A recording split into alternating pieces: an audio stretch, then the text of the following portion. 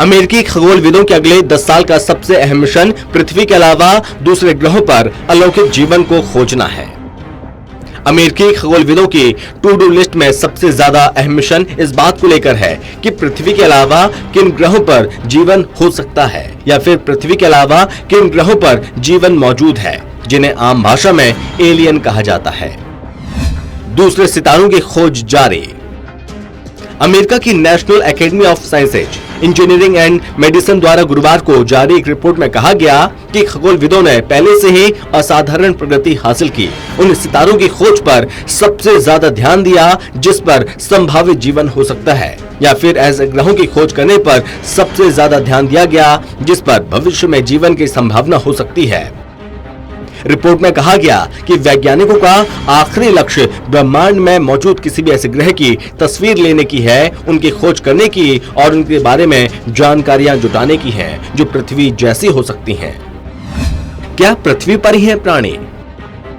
Report में कहा गया कि पृथ्वी पर जीवन एक सामान्य प्रक्रिया का परिणाम हो सकता है या फिर पृथ्वी पर संयोगवश ऐसी असामान्य परिस्थितियों का निर्माण हो गया होगा जिसकी वजह से पृथ्वी पर जीवन मुमकिन हो पाया। और यह भी हो सकता है कि शायद इस ब्रह्मांड में या हमारी आकाशगंगा में पृथ्वी ही एकमात्र ऐसा ग्रह हो सकता है जहां पर जीवन मुमकिन हो गया है।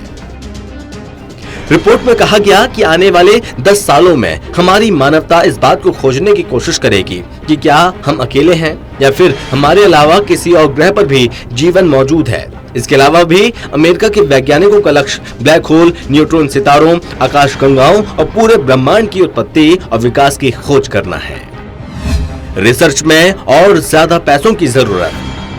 614 पेज के इस रिपोर्ट में विविधताओं पर बल दिया गया और बताया गया और सुझाव दिया गया कि नासा एक विज्ञान टीम की विविधता पर विचार करता है जब अनुसंधान या फिर परियोजनाओं के लिए पैसा खर्च किया जाता है। आपको बता दें कि सर्वेक्षण हर 10 साल में किया जाता है और ज्यादातर यूएस आधारित वैज्ञानिकों के स्कोर से इनपुट प्राप्त होता है। इस लेटेस्ट रिपोर्ट में सिफारिश की गई कि नासा आने वाले दशकों में अंतरिक्ष अनुसंधान केंद्र और ओवरलैपिंग मिशनों की देखरेख के लिए एक नया कार्यालय बनाए। इस रिपोर्ट में एक विशालकाय टेलीस्कोप बनाने की बात की गई जो पृथ्वी पर मौजूद सबसे बड़े हबल स्पेस टेलीस्कोप से भी काफी बड़ा हो और जो अपने सितारों की तुलना में 10 अरब गुना कमजोर ग्रहों को ढूंढने में सक्षम हो। एक बार आवश्यक टेक्नोलॉजी तैयार हो जाने के बाद ये दूरबीन 2040 के दशक में लगभग 11 अरब डॉलर में लॉन्च करने के लिए तैयार हो सकती है। इसके बाद अरबों डॉलर में दूसरे मेगा वेधशालाएं हो सकती हैं। रिपोर्ट में छोटे मिशंस पर जोर। इस रिपोर्ट में वैज्ञानिकों से छोटे मिशनों पर ज्यादा जोर देने का सुझाव दिया गया।